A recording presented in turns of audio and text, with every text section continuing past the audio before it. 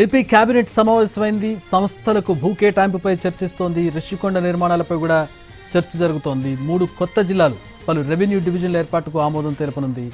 Amaravati quantum computing centre ప్రాంగణంలోని 2 ఎకరాల్లో 103 కోట్ల వ్యయంతో రీసెర్చ్ సెంటర్ ఏర్పాటుకు ఆమోద ముద్ర వేయనుంది.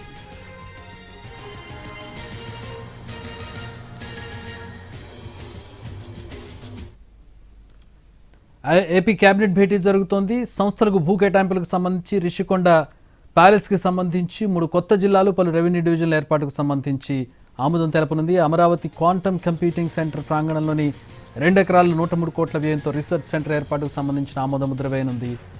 ఇక అఖిల భారత సర్వీస్ అధికారుల భవనాలకు అదనపు సౌకర్యాలు కల్పించేందుకు 109 కోట్ల రూపాయలు కేటాయించేందుకు శాఖమూరు గ్రామంలో 23 ఎకరాల్లో ఆయుష్ మంత్రిత్వ శాఖ ఆధ్వర్యంలో భవనాల నిర్మాణానికి ఆమోదం తెలపనుంది.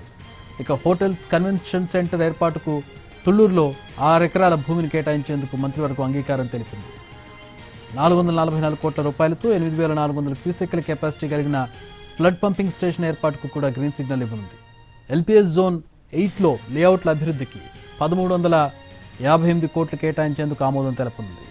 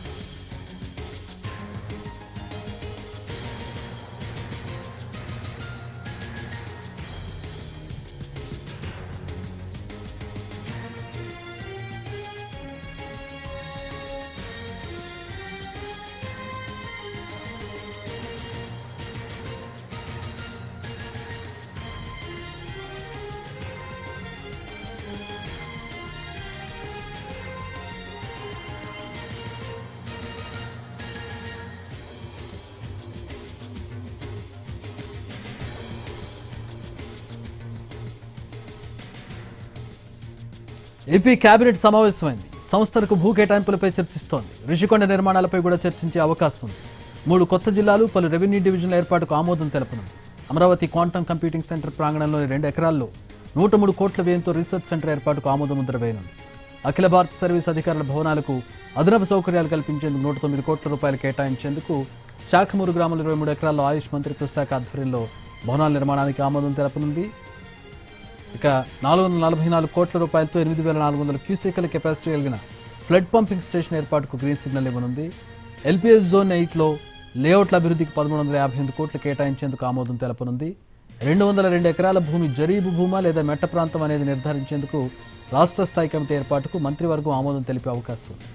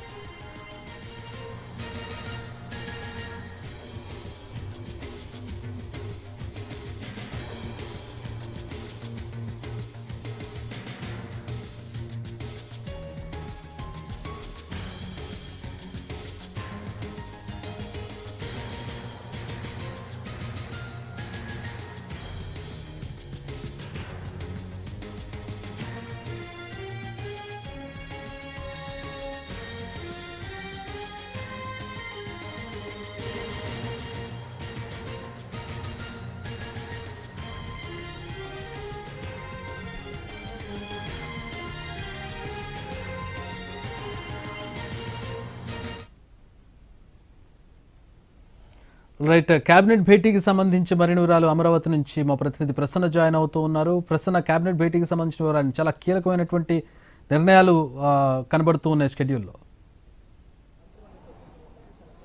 అంటే ఓవరాల్ గా ఇవాళ జరుగుతున్న కేబినెట్ సమావేశంలో ఒక 20కి పైగా ఎజెండా అంశాలు ప్రస్తుతం మనకి కనిపిస్తున్నాయి. దాంట్లో అమరావతి అభివృద్ధికి సంబంధించి కొన్ని నాబార్డు నుంచి రుణం తీసుకోవడానికి ఒక 7,000 కోట్ల రూపాయల రుణం తీసుకోవడానికి అనుమతికి సంబంధించి కొన్ని కీలక నిర్ణయాలు ప్రధానంగా ఉన్నాయి. దీంతో పాటు గ్రామ వార్డు సచివాలయాల పేరు మార్పుకు సంబంధించి కూడా ఏపీ కేబినెట్ లో నిర్ణయం తీసుకోవడానికి రెడీ అవుతున్నారు. దానికి సంబంధించి కూడా ఈ రోజు ప్రధానంగా చర్చ జరిగే అవకాశం ఉంది. గ్రామ వార్డు సచివాలయాల పేరు ఏ రకంగా పెట్టాలి, ఏంటి, ప్రజలకు చేరువయ్యే రీతిలో దీనికి సంబంధించి ఒక పేరు ప్రత్యేకంగా పెట్టాలనే ఉద్దేశంతో ప్రభుత్వం ఉంది. మన జరిగిన కలెక్టర్ కాన్ఫరెన్స్ లో కూడా దీని మీద ప్రధానంగా చర్చించారు.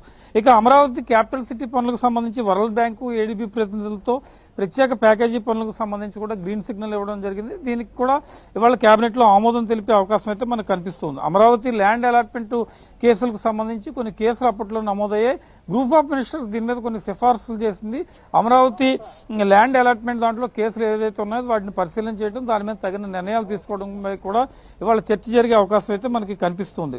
దీంతో పాటు ప్రీపెయిడ్ మీటర్లకు సంబంధించి ఒక డెసిషన్ తీసుకున్నారు. గతంలో విద్యుత్ రంగంలో ప్రీపెయిడ్ మీటర్లకు సంబంధించి అనేక రకాలుగా చర్చ జరిగింది. విమర్శలు ప్రతి విమర్శలు కూడా వచ్చిన పరిస్థితి. ప్రీపెయిడ్ మీటర్లు పెట్టడానికి సంబంధించి కూడా ఈ రోజు కేబినెట్ లో ప్రధానంగా చర్చించే అవకాశం అయితే కనిపిస్తోంది. దీంతో పాటు తిరుపతిలో 5 స్టార్ హోటళ్లు రద్దుకు కేబినెట్ ఆమోదం తెలిపే అవకాశం ఉంది. కొన్ని భూ కేటాయింపులకు సంబంధించి కూడా ఇవాళ ప్రధానంగా చర్చిస్తారు.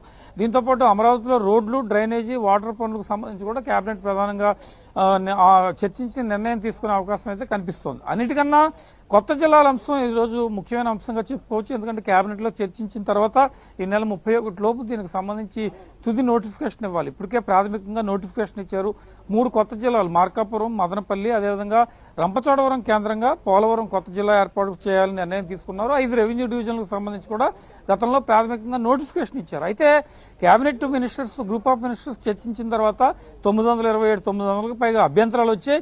ఈ అభ్యంతరాలను దృష్టిలో పెట్టుకుని అటు రైల్వే కోడూరు తిరుపతికి వెళ్తే ఇటు రాయచోటికి సంబంధించి, లేకపోతే రాజంపేటకు సంబంధించి, కడప జిల్లా, లేకపోతే కొత్తగా ఏర్పాటైన మదనపల్లి జిల్లాలో కలిపితే కనుక అన్నమయ్య జిల్లాల విషయంలో ఎలాంటి నిర్ణయం తీసుకోవాలి, ఈ మూడు అటు కడప జిల్లాలో ఇటు మదనపల్లి కొత్తగా ఏర్పాటయ్యే జిల్లాతో కలిస్తే కనుక అన్నమయ్య జిల్లా చిన్నదయ్యే అవకాశం ఉంటుంది. కాబట్టి అన్నమయ్య జిల్లా విషయంలో పునఃపరిశీలించాలని మొన్న కేబినెట్ సబ్ కమిటీలో నిర్ణయం తీసుకున్నారు. అయితే ప్రజల నుంచి వచ్చిన అభ్యంతరాలు ఏ రకంగా ఉన్నాయి, ప్రజాభిప్రాయం ఏ రకంగా ఉంది, అక్కడ స్థానికంగా ప్రజాప్రతినిధులు ఏం చెప్తున్నారు, ఇవన్నీ చూసిన తర్వాతే అన్నమయ్య జిల్లాకు సంబంధించి ఒక స్పష్టత వచ్చే అవకాశాలు అయితే కనిపిస్తున్నాయి.